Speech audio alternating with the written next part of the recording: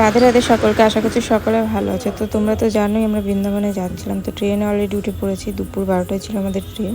তো বাইরের ভিউটা দেখো কত সুন্দর লাগছে। যেহেতু দুপুরবেলা ছিল সেই জন্য সবাই একটু টায়ার্ড ছিল। তো কিছু খাওয়া দাওয়া করে আমরা সবাই একটু ঘুমিয়ে নিচ্ছিলাম। তো দিদিদের ওখানে গিয়ে দেখছি পাশের কেবিনে এই দেখো ছোট্ট ছোট্ট গোপুসোনা, এনারাও বৃন্দাবনে যাচ্ছে। তো আমরাও একটু দর্শন করে নিলাম। তারপর আর কি করব, সবাই ঘুম থেকে উঠে এক জায়গায় বসে আড্ডা দিচ্ছিলাম। ট্রেনের মধ্যে জানোই খুব বোরিং লাগছে আর ঘুমও পাচ্ছে। তো আমরা এখানে বসে বসে গল্প করছিলাম। আর আমাদের কেবিনে আমরা দুজনে ছিলাম, তো ওখানে বসে বসে কী করব, মোবাইল ঘাঁটছিলাম। আর তো কিছু করার নেই, এখন ঘুমানো আর খাওয়া আর মোবাইল ঘাঁটা।